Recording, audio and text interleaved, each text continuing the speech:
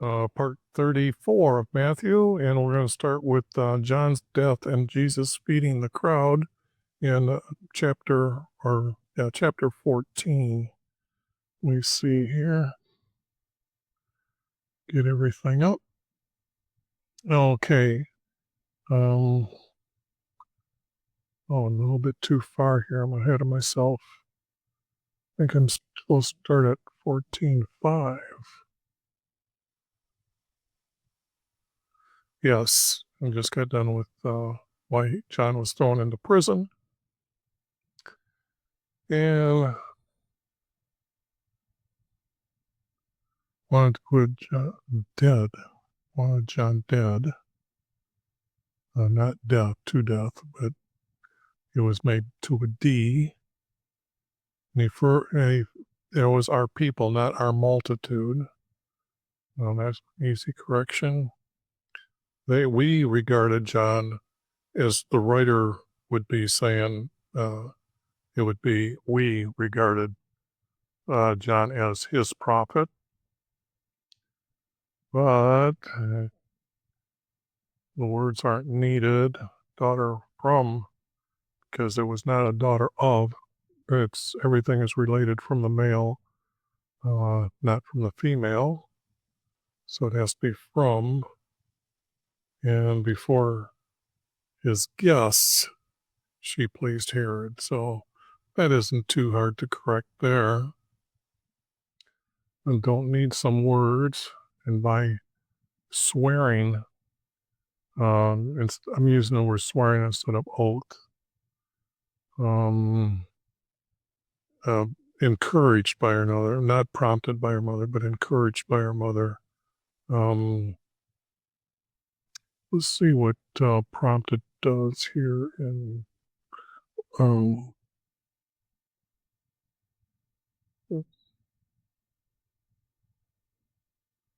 prompt for my 8. Oh, I got it. Okay. Oops.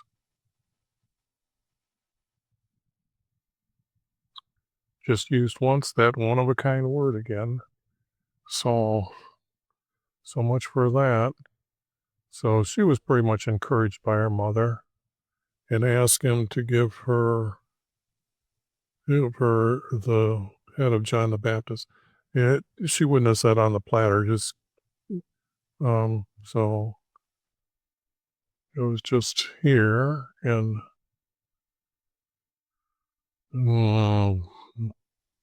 changing oath to swearing. A lot of words aren't needed, but not because of. It was before. He was swearing before his dinner guest that he did this. And John's head was brought to her on a platter and given. So that's pretty easy to correct and get rid of double text throughout the time here. John's disciples took his body and buried it. Then they reported this to Jesus.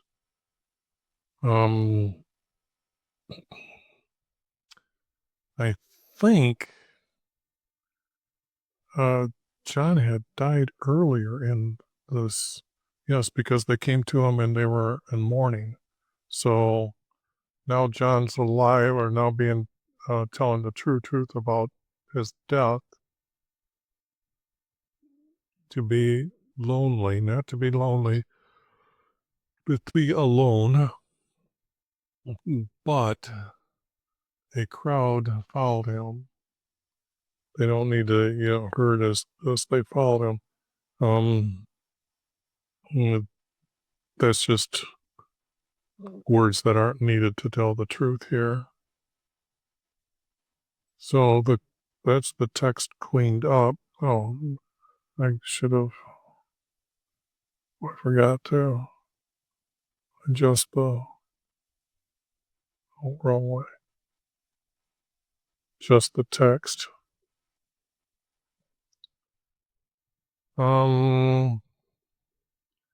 He saw the crowd because it doesn't say he was on where he was at, was it? He went to a boat to be alone. Anyways, he saw the crowd and healed their sicknesses. Then it's the early evening. His disciples came to him and said, now early evening, because evening is not twilight. Evening is before twilight. But there's got to be a little bit more time that would be including dinner time. So I had to add the word early evening, kind of meaning 5 o'clock-ish our time. So we have an understanding of a more visual and time what was taking place here. Send this crowd away. They didn't need to say that he's in a desolate place because he was along the shoreline.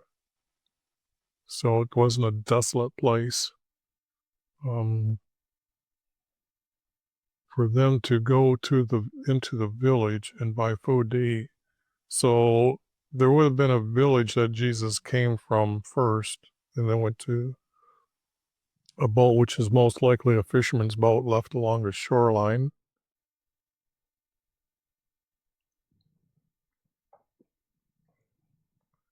Then they were told to go, that they should be sent to buy food to eat. And Jesus said, you don't need to know who they're talking about or talking to, who he's talking to. Do not need to leave. I will give them to eat, food to eat.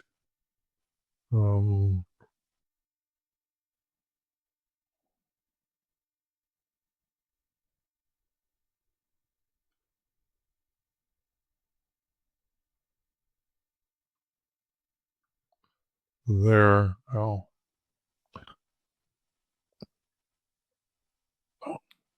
from said to told, 5 loaves, I've just made it bread, or breads. And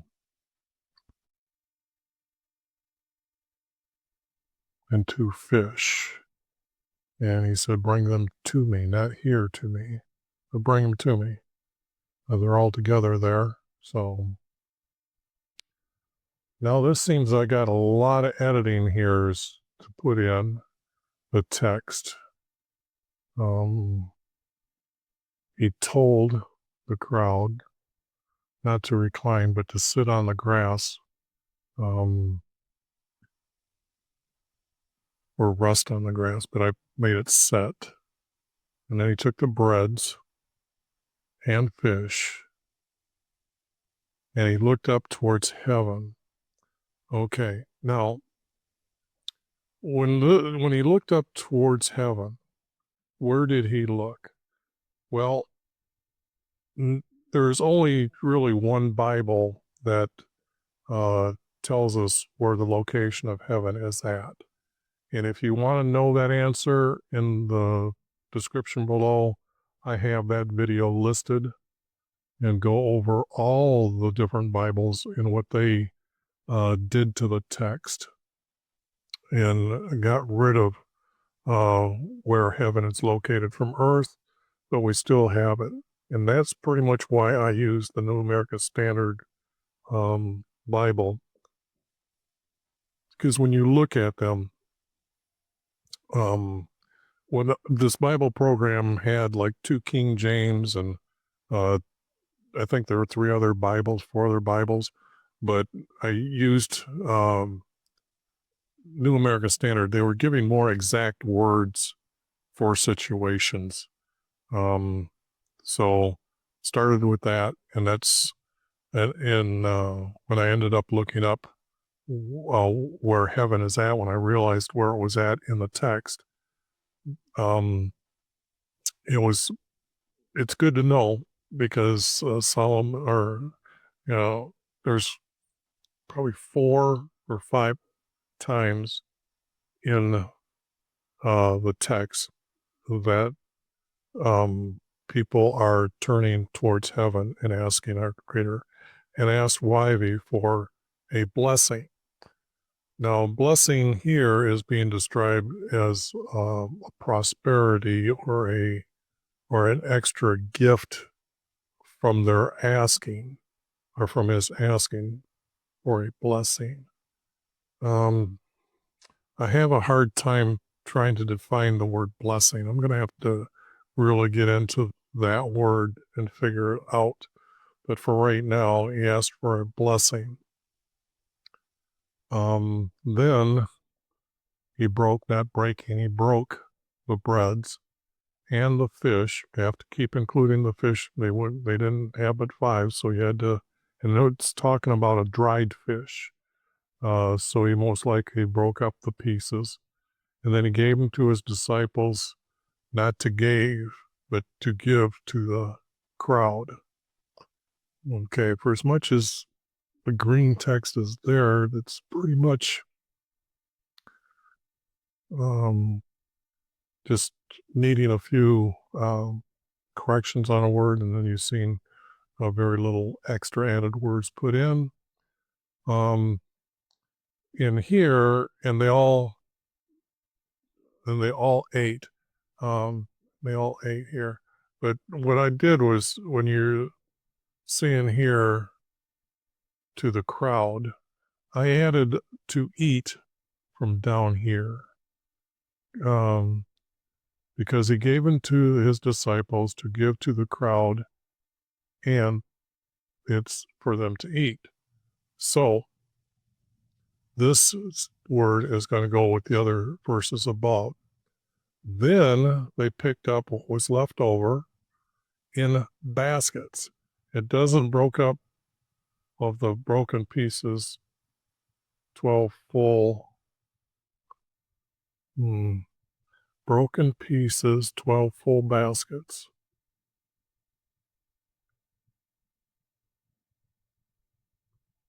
Now, why do I have this highlighted?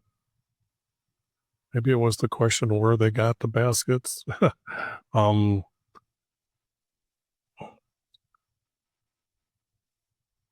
But they I guess they found these baskets. Okay. I'm not why I don't know why I've got this word highlighted like that. No, it was important to me at one time. But here it is down here, and they picked up what was left over in baskets.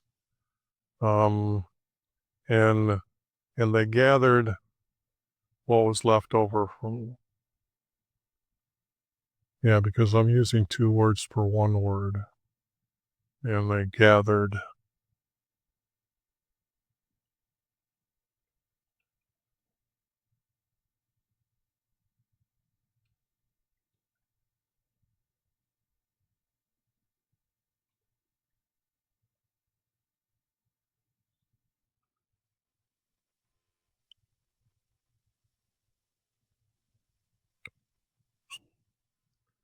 And then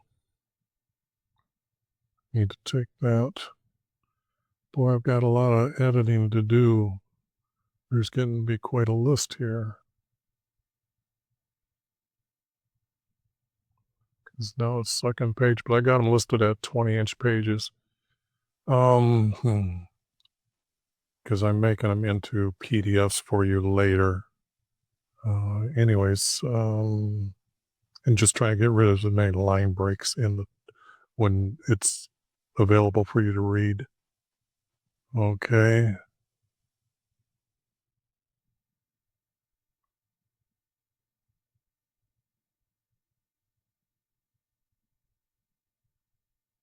I don't know what that note was to me. I don't know why I wrote that note, but there's the text it just went over.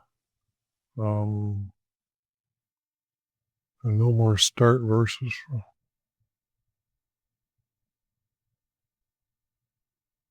Okay, I'm not using it. Okay, here I've decided to try to speed up the text. I'm not using any more of these verses right here. Okay, I'm just going to go in and try to see how this goes now without having that, and just showing you what I've corrected. You can see I've got all the words of the verse in here. Needed the word then and not to go and go while he sent the crowd away. After he sent the crowd away, he went up a hill to pray alone. Now, if you know the land structure of Israel or the geographical location, it's hard to say that there's this hill there because it's near a lake, Lake Galley, even though it's maybe, what is it, 10 miles across, 10 miles width, pretty close. Where there would be a hill located that would be private for him to go up to pray. It's just that in my mind, where this hill is at and how high this hill is, because Israel is a hilly country, and a lot of the hills are quite large as far as, say, maybe even half-mile long, and have this like a plateau where you can't really call it a hill. It would be like he went to a mount, up the hill to a mount to pray. Just giving you my thoughts on the land structure of, to say where is this location on the map, it would be hard to, I think that was one of the harder ones, trying to locate where this was happening. Now their boat was many miles away.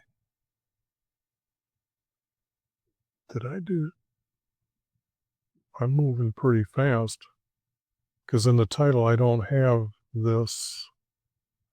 Okay. I'm only 17 minutes in. I didn't think I was going to get this far this quick, I guess. I have to change the title. This is like the Greek word for a mile, I believe.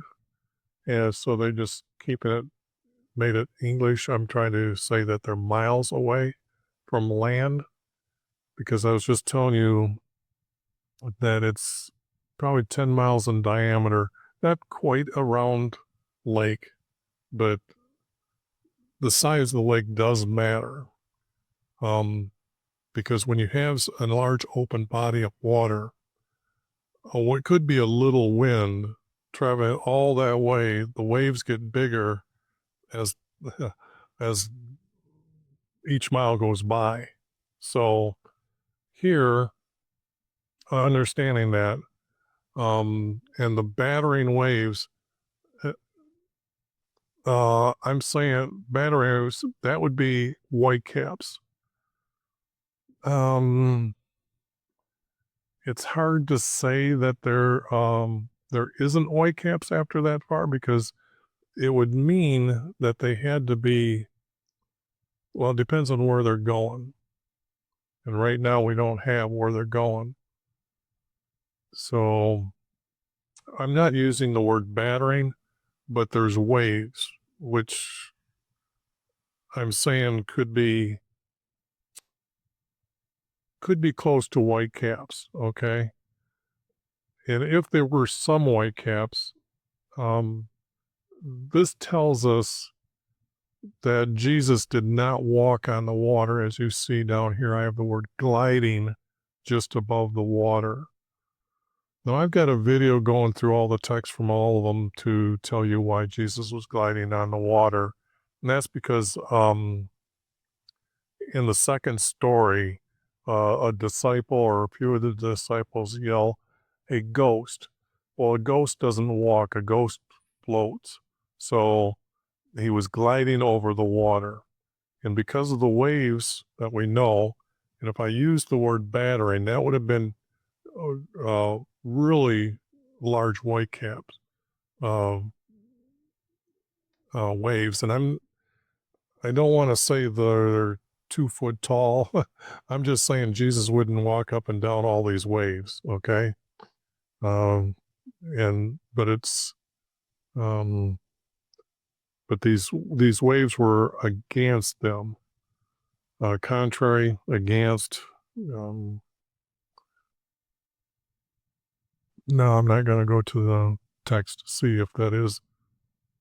It's just meaning that it was against them. So whatever direction that when we find out what side of the land they were going to, then it's going to dictate how windy the waves were and the direction of the wind.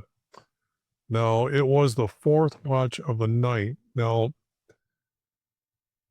Jesus tells us a parable, and he's using 12 hours in a daylight as the 12. And we know that summer solstice time, those hours would be longer, but during the winter solstice, those hours would be shorter. They didn't really go by dividing it up by minutes at that time. They were dividing it by about hours.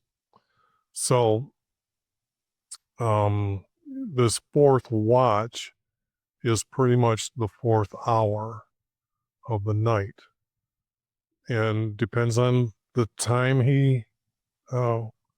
this happened. Then we can decide, or have a more exact visual. And I really try to visualize everything, and try to make it as truthful as possible. But on the fourth watch, this would be something that like the guardsmen at the gate would be using as language. They would be the ones that would be able to tell us what time it is, because you got to remember, Jesus told them to get into the boat, and not in one boat. It's going to be two boats, because you have 12 disciples. Those boats aren't made for 12 people. But the object here is you got to understand, they got in these boats and they went to somewhere, because we don't know where Jesus went to in this story here. But the fourth watch of the night means after couple 12, it depends on the daylight, because I'm trying to put, like, I can't say fourth hour, in other words, because they didn't really use it as how we know as an hour. But the only thing is they came at night, and it came to them gliding just above the water, not the sea. Or, and when the disciples see him gliding just over water, they were frightened, and someone shouted, they were frightened and saying, they were frightened. And I've got the word someone, because it was saying that they were frightened when they seen him, and many of them said, saying, he is a ghost. I don't like the word it here referring to Jesus. So here that the writer is referring to Jesus as an it. So I got just one person saying, someone shouted, a ghost. Okay, I thought it was in a different story, the second story. This is the first story. So here's why I'm saying that he was gliding over the water.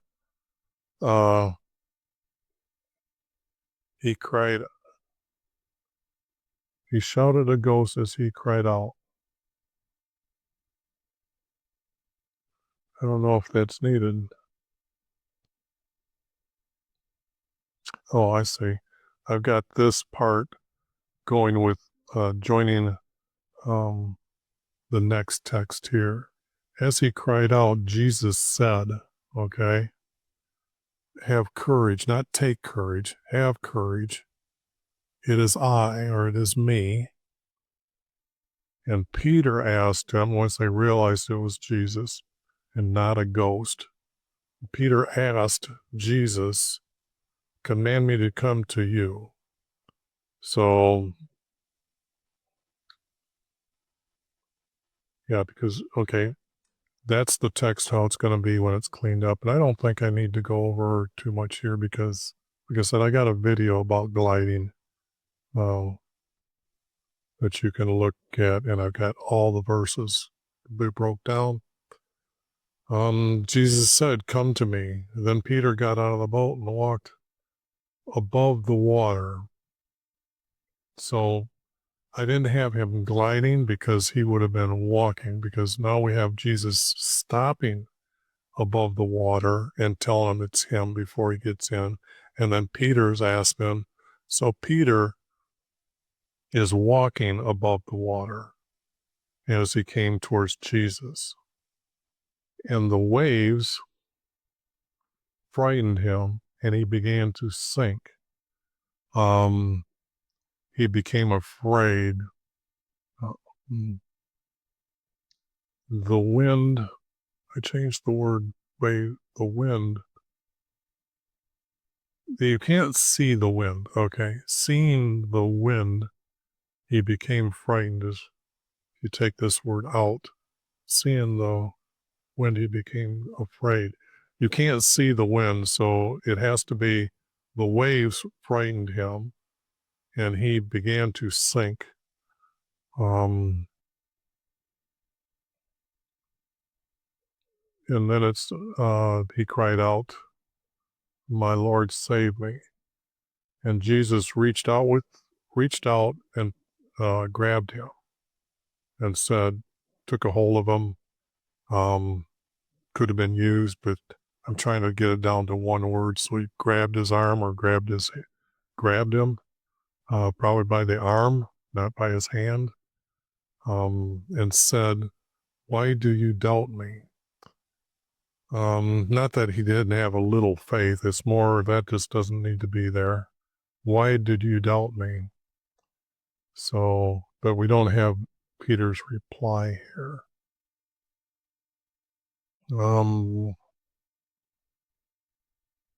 And this text isn't needed. And the word worshiped.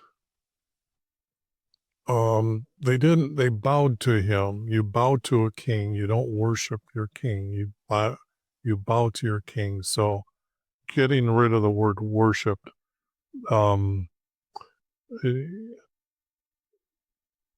this is another word that's very hard to define in the Hebrew text.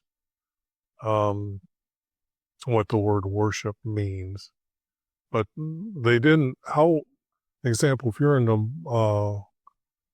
boat and Jesus comes into one of the two boats with the 12 disciples, they would be bowing to him and said, "You are truly YHVH'S Holy One." Now I've got here that I should search on Bible Hub to go over all these verses here. I'm not going to do that. But if you want to go to the Bible Hub and take a look at all these verses, because I'm adding a YHVH'S Holy One, because you truly are, this would have been God's son, but that's wrong for the simple fact that they wouldn't have known him as God's son. They knew he was to come through David's sons, and through his lineage, Jesus was to be born. And they were referring to, and our Creator in the Hebrew side tells us that his Holy One is coming to Jerusalem, I believe is where that verse is said. So they would have known this, and truly you are YHVH'S Holy One. So that's why I've got YHVH'S Holy One and got rid of a title, and they knew him by his name. We don't have that today.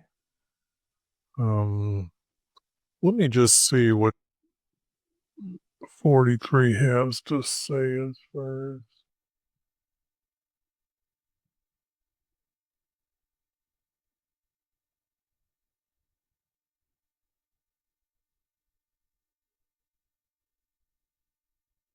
Yeah, that's got bowed down. So I didn't, I stayed as close, I guess, to text and didn't really go too far away from the text. But they used bowed, they used worship more, but you you don't worship a male.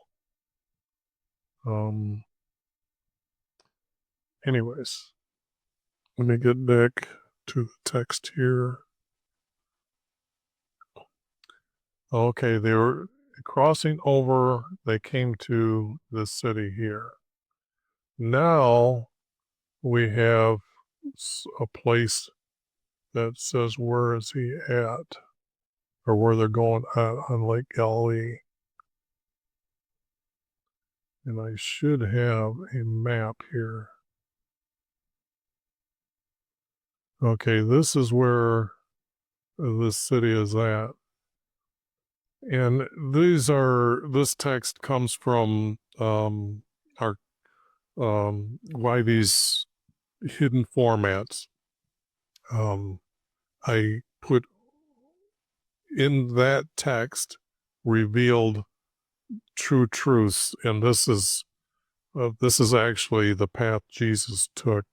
You can't find that out yet. You'll see a lot of this happen when I put the text together, be able to figure it out. But when he come from Satan and he's traveling around, he's following this here line up to here. And this is where he picks up the last three disciples. So when he comes back, the text is really going to have him go to this side. But somewhere in here is where, like when I was trying to figure out where this hill place was at, the text, you can see this darker green. This is his return. Now he's going to Jerusalem. This is his path going to Jerusalem. This is like, there it is, and now he's reversing and coming back.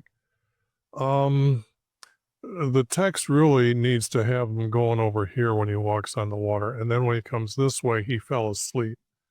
So when I say it's 10 miles, it's 10 miles this way, and you can see it's 8 miles this way. And when they were out a couple miles here, this is when Jesus appeared to them. But the text is saying here, okay? But if this was going to here, you can see they could have walked along the shoreline to return. But I just wanted to show you some of this so you know where this city is at when we're here talking about it. And someone recognized him, and crossing over, they came to Gennesaret. Anyways, I got to rename that, make it smaller. So it's not so difficult to say, because a lot of the text that when I get done with it, nobody better be changing any of the words. And since I am the scribe here, these words are going to get reduced, okay? And then someone recognized him, because all this doesn't need to be said, just the word someone. And this here doesn't need to be said because the surrounding district, he's already walked through that area. If you just seen how he took his path, that's where we picked up James, John, Peter, and Philip. And what happened, so this is not a surrounding district. It would have been, and they sent for all who had sickness, meaning that they went into the city and told him he's here again. So those that didn't see him the first time and have your illnesses, and you were regretting you missed Jesus to help you, Jesus was revisiting, and they would have sent out to this city and those around that city. And they asked him, not entreated him, asked him, because there was many of them, that they just touch not his cloak, his garment.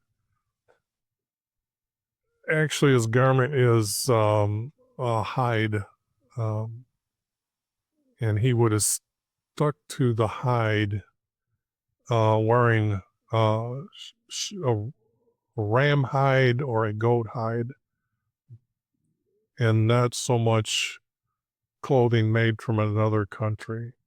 The tradition of Adam and Eve and all the way down, the Hebrew kept tradition and didn't go for the modern things. But unlike, we have the Amish in this country that for like 300-400 years, they've tried to live without the modern technology. But it was more important to the Hebrews that they lived and did not change their traditions. Example, they didn't go around building houses. They knew tents or making houses out of twigs or sticks and things like that were good enough for their forefathers. It was good enough for them. And it was easy to also expand as the family grew. So Genesis did not wear a cloak. Okay, he wore a garment, a hide garment. And that's what they did to be healthy. And they just touched his garment to be not cured, but to be healthy. A lot of the words aren't needed to say the same thing as I've got written here. Here I'm using the word priests and scribes because I think those two are tied together.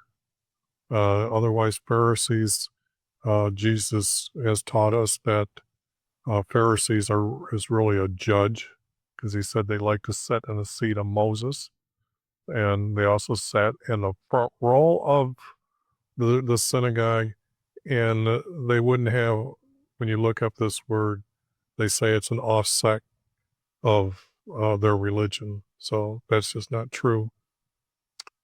They're deceiving you. When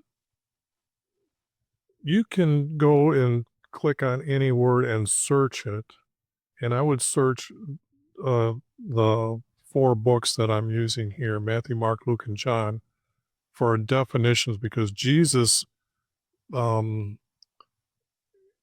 we need to know about Jesus is here in these 4.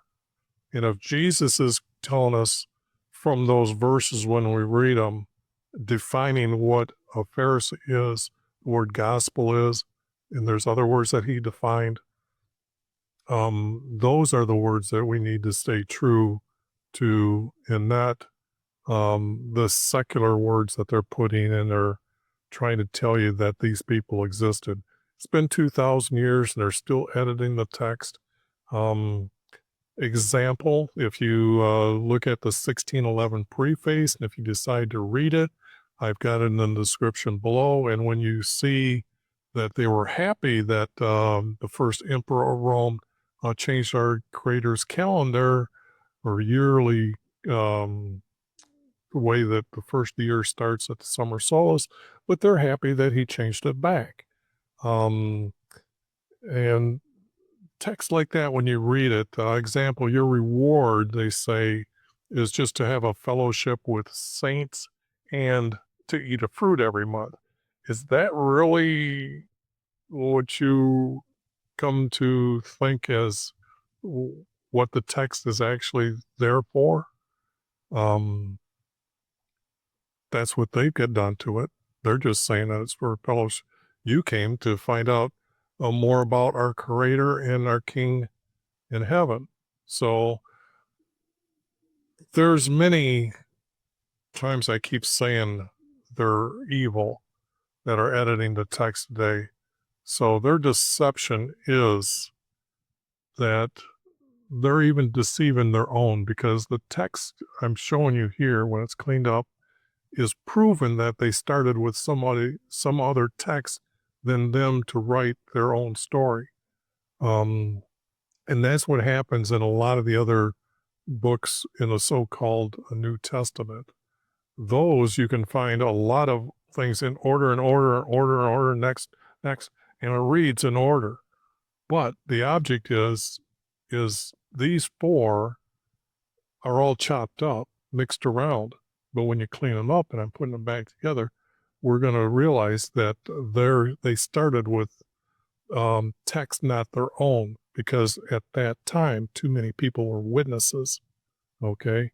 And there was probably many of their writings out there, and then over time, they gathered them up and burned them.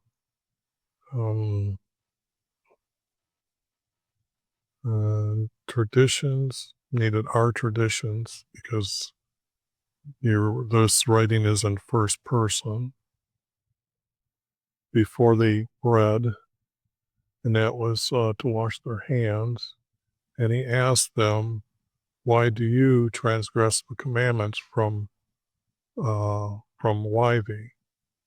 And it's kind of like the sake of your tradition. This is just like a double text here, so Jesus wouldn't say that way. He's saying that their transgression is the commandments from YV, meaning that they had corrupted the text, okay? Why do you transgress the commandments? This should have an S on the end.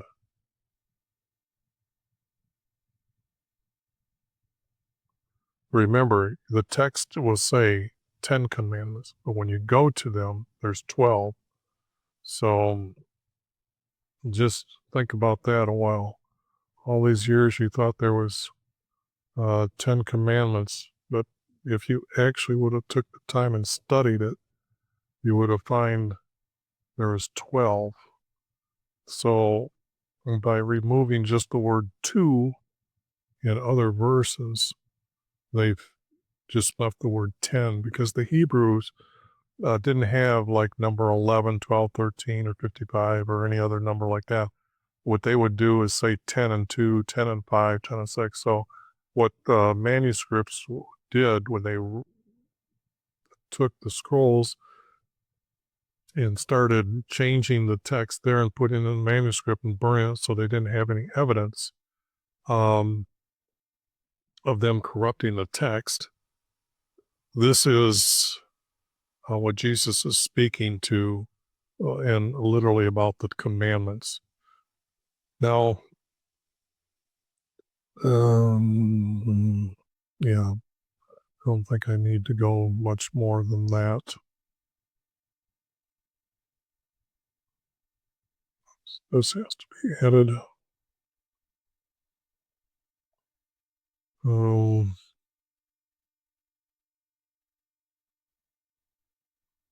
Okay, I'm going to stop here. Well, I'm going to put it right here, because we're still talking about the commandments. It's already 40 minutes.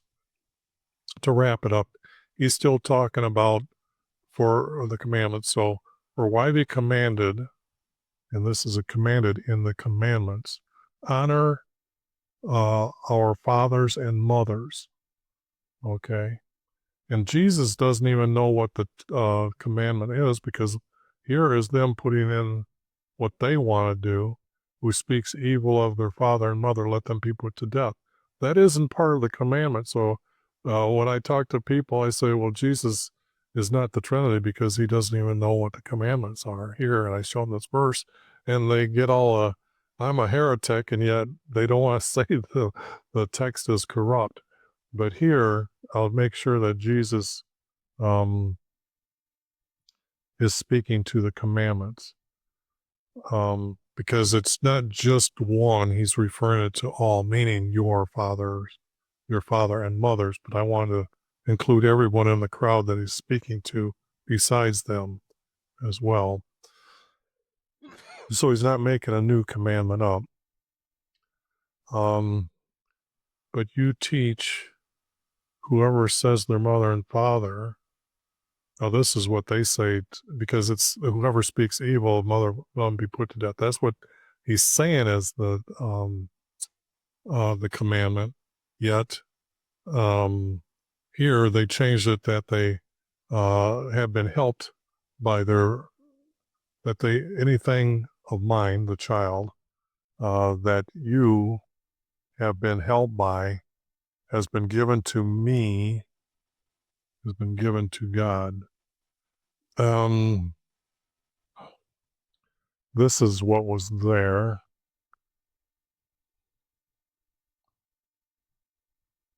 Is what they added. They added this to the text, is what he's saying, as what they're supposed to do about a commandment instead of bringing a sin offering. So,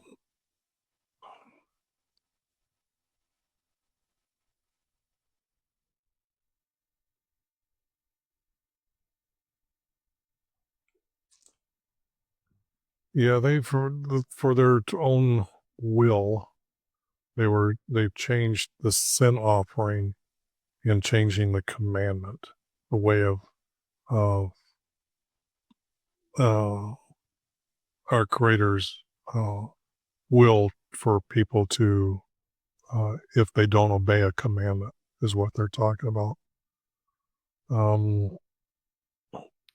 Just the word to God, that doesn't, this is not given to God. Anyways, now I will end that because, okay, maybe I better continue. They are not honoring their father or mother. Thus, you undermine, not invalidated, but you undermined the commandment, not the word, but the commandment from YHVH. We're talking about commandments, so you have to keep reminding about this commandment. Maybe that's why it was. Okay, I'm going to leave the S on there because they didn't do it just to just this one. But because they could have, if they'd done one, they've most likely done others. So he's talking about this command from YHVH to be your tradition or your answer of how to take care of a sin offering. And you hypocrites, Isaiah prophesied of you. So I don't know what the prophecy is. And okay, here's the prophecy, and I'll get into that in the next text. I thought I was going to be able to wrap up that, but I can't. I want to cut it.